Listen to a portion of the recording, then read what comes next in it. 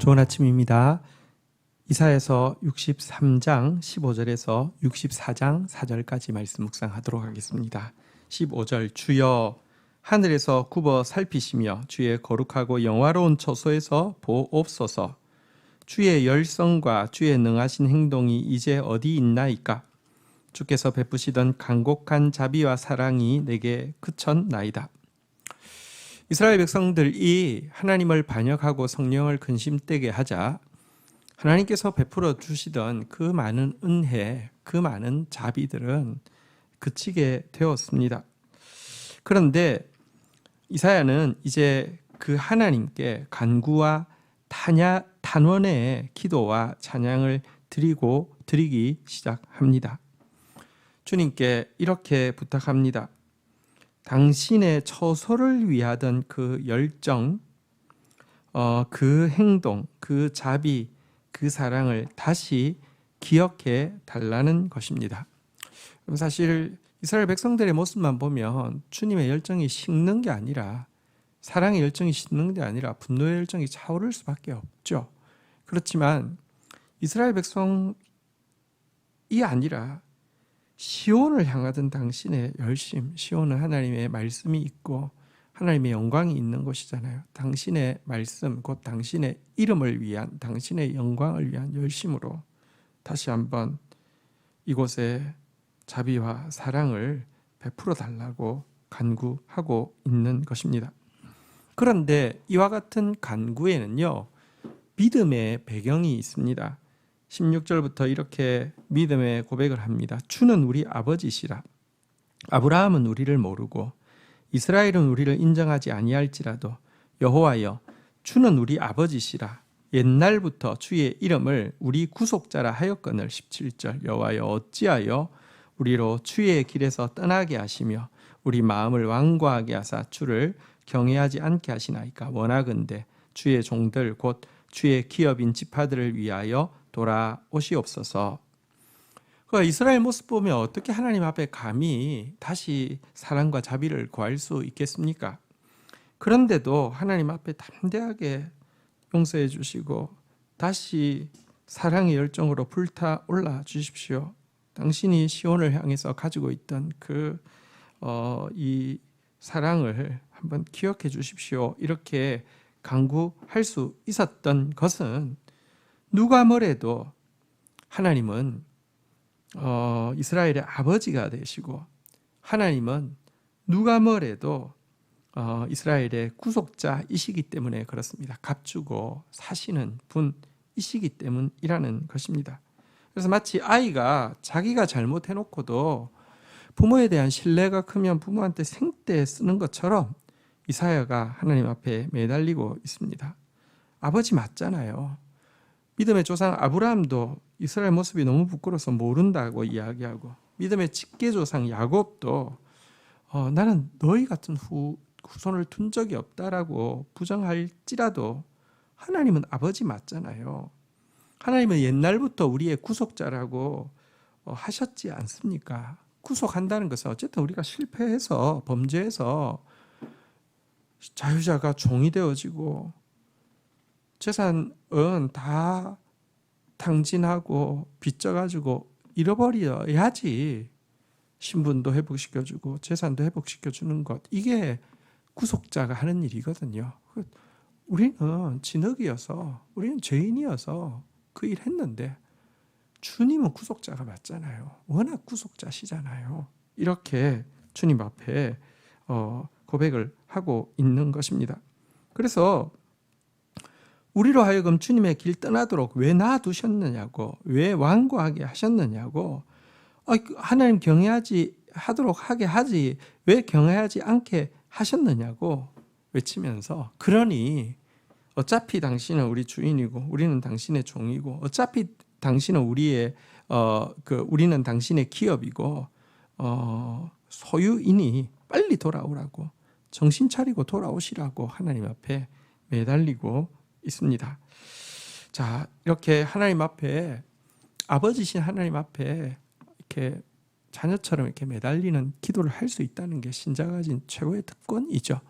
이어서 18절부터 보면 주의 거룩한 백성이 땅을 차지한 지 오래지 아니하여서 우리의 원수가 주의 성소를 유린하였사오니 19절 우리는 주의 다스림을 받지 못하는 자 같으며 주의 이름으로 일컬음을 받지 못하는 자 같이 되었나이다.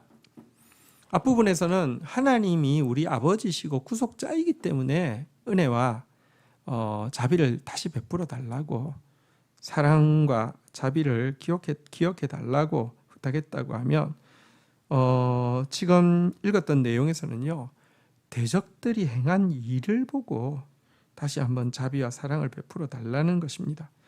원수 대적들이 주의 백성의 땅에서 주의 성소를 지금 유린하고 있다는 사실을 고발하면서 지금 우리는 주님의 다스림을 받지 못하는 자처럼 되었습니다.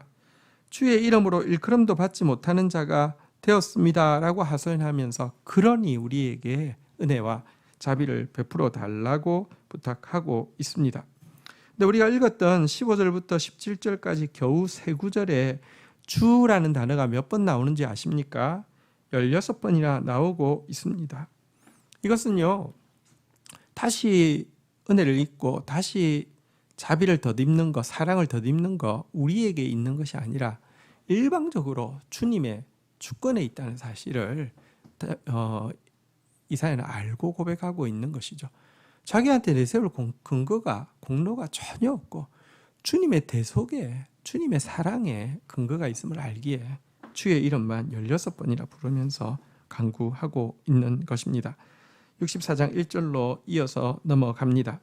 원하건대 주는 하늘을 가르고 강림하시고 주의 앞에서 산들이 진동하기를 2절 불이 섭을 사르며 불이 물을 끓임 같게 하사 주의 원수들이 주의 이름을 알게 하시고 이방 나라들로 주 앞에서 떨게 하소서.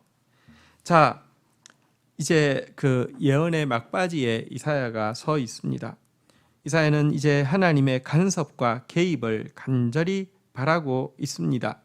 지금 묘사하고 있는 것은 과거 하나님께서 시내산에서 강림하시던 모습을 묘사하고 있는데요. 지금도 하나님 하늘을 가르시고 땅 산들을 진동시키시고 불이 뗄나무를 사르고 물이 끓음같이 하나님 이 땅 가운데 강림하여 주십시오. 그래서 원수들을 이 세상에서 잠잠하게 하시고 모든 이방 나라가 주 앞에서 떨게 하여 주옵소서라고 간구하고 있는 내용입니다.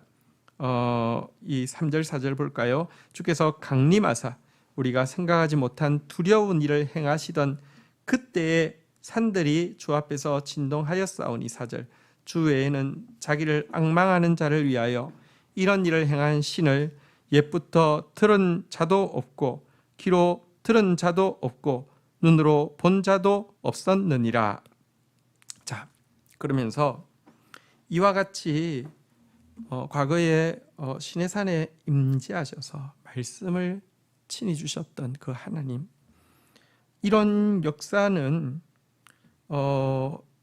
누구에게도 없었던 일이다라고 이야기하면서 그분을 앙망하는 자를 위하여서 눈으로 보지 못하고 귀로 듣지 못하고 마음으로 생각하지 못한 일을 행하실 수 있는 분은 주님밖에 없다라고 간절한 마음으로 고백하면서 다시 한번 눈으로 볼 수 없고 귀로 들을 수 없고 마음으로 생각할 수 없는 새 일을 행해 달라고 부탁하고 있습니다. 그런데 이 일은 주님만 하실 수 있고 또 주님께서는 이 일을 당신을 앙망하는 자를 위하여 이런 일을 하시는 것입니다. 이렇게 임재하시는 것입니다. 시내산에 임재하셨던 것보다 더 큰 임재가 이 땅 가운데 성육신으로 임재하신 것이고 성육신으로 임재하신 것보다 더 큰 임재가 영광 가운데 재림하실 것인데요.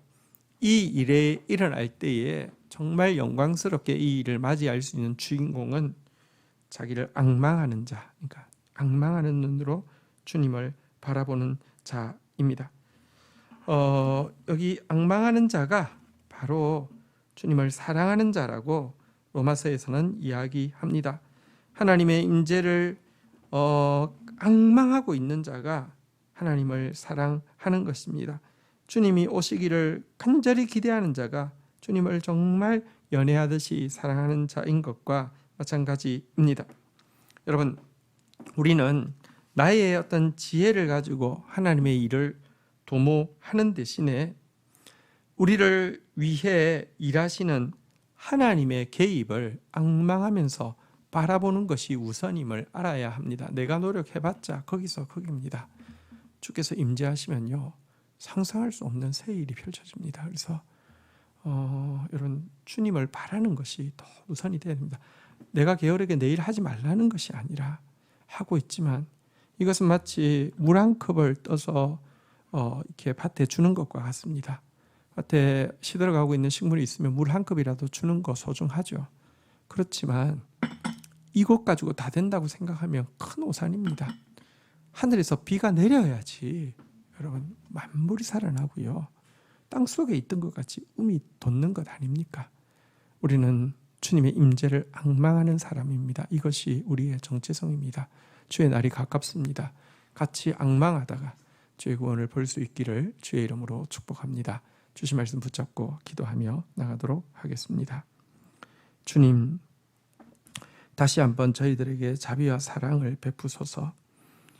시온을 향한 당신의 간곡한 자비와 사랑을 기억하시옵소서. 하나님, 우리는 참 못났고 부족하지만 당신은 우리 아버지시고 당신은 우리의 구속자입니다. 이것은 변할 수 없는 사실입니다. 그래야 주님 앞에 매달릴 수 있습니다. 우리는 참으로 부끄럽지만 주의 말씀을, 주의 성소를 우리 가운데 두셨고 우리 때문에 영광스러우신 주의 성소가 유린당하고 있사오니 주여 일하시옵소서. 임재하여 주시옵소서.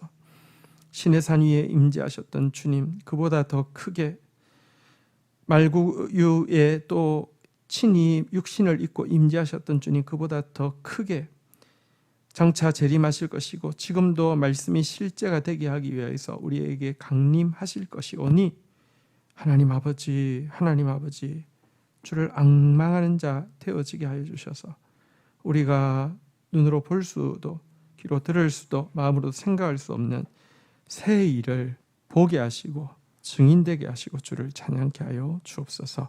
그렇게 행하실 주를 기대합니다. 예수님의 이름으로 기도 올립니다. 아멘.